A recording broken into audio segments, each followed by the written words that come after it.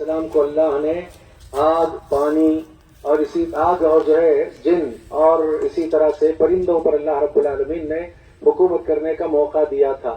چلتے تھے، راستے میں کہیں پانی کی ضرورت پڑتی تھی تو پانی کا پتہ لگانے کے لیے ہدہد پرندے کا تعاون لیا جاتا تھا۔ اصل میں نافع ابن ازرق یہ ہے، کہتے ہیں ایک مرتبہ آتے تھے ہمیشہ ابن عباس رضی اللہ تعالیٰ عنہ کے پاس، اور آتے تو جب ابن عباس کوئی فتویٰ دیتے تھے تو کوئی بات اگر درست معلوم نہیں ہوتی تو اعتراض کر کے پوچھتے تھے آپ کیسے کہتے ہیں، یہ کہاں سے کہہ رہے ہیں آپ یہ باتیں۔ اسی درمیان ایک مرتبہ ابن عباس رضی اللہ تعالیٰ عنہ نے کہا ہدہد ایک پرندہ ایسا ہے کہ زمین کے اندر کا پانی معلوم کر لیتا ہے۔ فوراً اعتراض کیا نافع ازرق نے، کیا اعتراض کیا کہ زمین کے اندر کا پانی دیکھ لیتا ہے، زمین کے اوپر اس کو گرفت میں لینے کے لیے جال بچھائی جاتی ہے، شکار جال بچھاتا ہے، اس میں کیوں یہ پھنستا ہے، نہیں پھنسنا چاہیے اس کو۔ تو جواب ابن عباس رضی اللہ تعالیٰ عنہ کا یہ تھا، ہاں بات دراصل یہ ہے اذا جاء القدر عمی البصر، جب تقدیر کا لکھا ہوا آ جاتا ہے تو آنکھیں اندھی ہو جاتی ہیں، اس لیے پھنس جاتا ہے۔ کتنے لوگ ہیں جو ان اموات پر پتہ نہیں کیا کیا گفتگویں کرتے رہے، اچانک موت ہو گئی، فلاں ہو گیا فلاں ہو گیا، مقدر کا لکھا یا تقدیر میں جو لکھا ہے وہ آ جاتا ہے تو آنکھیں اندھی ہو جاتی ہیں، چاہے آدمی کو کتنا اچھا تیرنا آتا ہو، چاہے آدمی کتنا ماہر کیوں نہ ہو، کتنا طاقتور اور پہلوان کیوں نہ ہو، اللہ کے لکھے ہوئے کے سامنے گھٹنے ٹیکنا پڑتا ہے۔ لہذا اس طرح سے اس بات کو ضرور ذہن میں رکھیں کہ مقدر یا تقدیر کا لکھا ہوا آ جائے تو ایسی صورت میں آنکھیں اندھی ہو جاتی ہیں۔ یہ معاملہ بھی کچھ اسی طرح کا ہے۔ اس سے بڑھ کر کے ایک بات یہ ہے کہ شیخ البانی رحمہ اللہ سے پوچھا گیا اچانک موت اگر کسی کی ہوتی ہے تو کیا یہ شہادت ہے یا نہیں، تو انہوں نے جواب میں یہ کہا کہ اگر اللہ کے حقوق اس نے ادا کر لیے، بندوں کے حقوق ادا کر لیے، اچانک موت آ گئی تو یہ شہادت ہے۔ اس سے بڑھ کر کے حدیثوں میں اس بات کی وضاحت ہے کہ ایک آدمی اگر پانی میں ڈوب کر کے مرتا ہے تو پانی میں ڈوب کر کے موت واقع ہونا شہادت ہے۔ ہم اس کو اچھی موت سمجھتے ہیں اور امید رکھتے ہیں، اللہ تعالیٰ کی ذات سے قوی امید ہے کہ اللہ تعالیٰ انہیں حقیقی نہ صحیح حکمی اعتبار سے شہادت کے درجے کو ان کو اور ان کے ساتھ جتنی بھی اموات ہوئی ہیں سب کو اللہ تعالیٰ اس درجے تک پہنچائے گا۔ بہرحال مزید یہ ہے کہ یہ آدمی کے ایک اچھے موت، ایک اچھے ہونے کی علامت یہ ہے کہ کثیر تعداد اس وقت یہاں جمع ہے۔ حدیث میں تو یہ کہا گیا کہ اگر 40 موحدین بھی کسی میت کے حق میں شفاعت اور مغفرت کی درخواست کریں، دعا کریں تو اللہ مغفرت کر دیتا ہے۔ اور ایک اس میں 100 کی بات ہے، اور ایک اس میں 3 صفوں کی بات ہے، اور ایک روایت میں تو یہاں تک ہے 4 افراد بھی کسی آدمی کے خیر والا ہونے کی گواہی دے دیں تو پھر وہ بھی جو ہے اللہ تعالیٰ اس کو بھی کامیابی عطا کرتا ہے۔ پوچھا گیا 4 نہیں 3 آدمی کا 3 بھی، 3 نہیں 2 کا 2 بھی، روایتوں میں یہاں تک کی بات ہے۔ بہرحال حافظ سلیم رحمہ اللہ اور ان کے ساتھ جو امواتیں ہوئی ہیں، یہ اصل میں سرسی کا ایک زبردست عالم دین اور بہت ہی زیادہ حق کو حق پسند اور اسی طرح سے علماء کی قدر کرنے والا، حق پر ڈٹے رہنے والا، بہت زیادہ جو اس کی خوبیاں تھی وہ بیان کرنے کا وقت نہیں ہے کیونکہ وقت بڑا قلیل ہے۔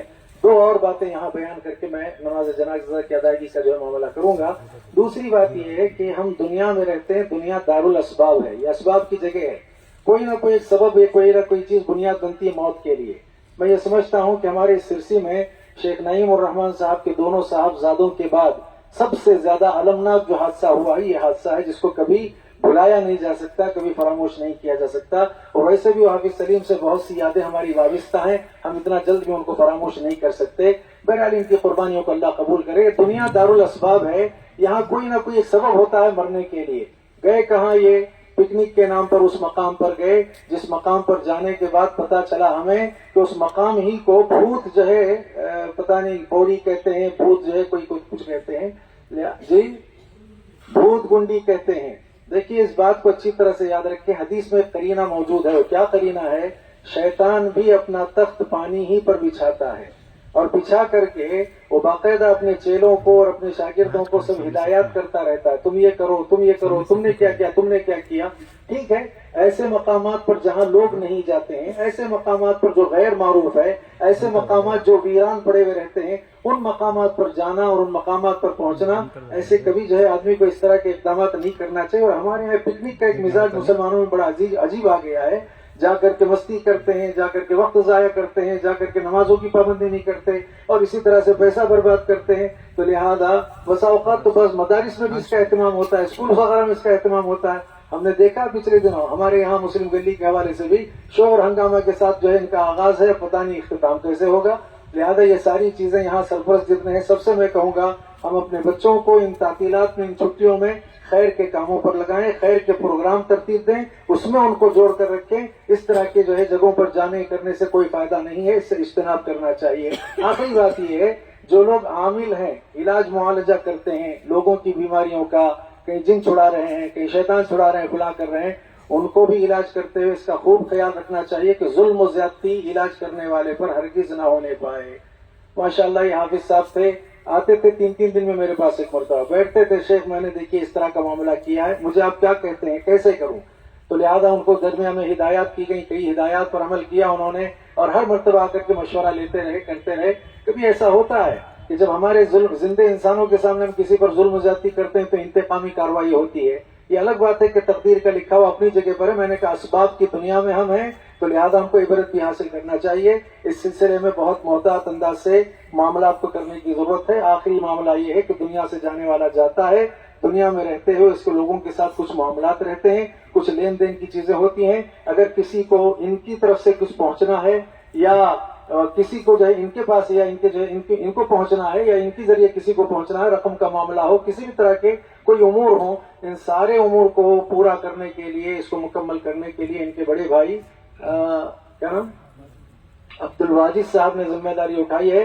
آپ ان سے ملاقات کر لیں اور اپنے معاملات کو حل کریں. ان کے علاوہ بھی دیگر امور، دیگر جو اموات ہیں ان تماموں کے سلسلے میں بھی میں یہ خیال کرتا ہوں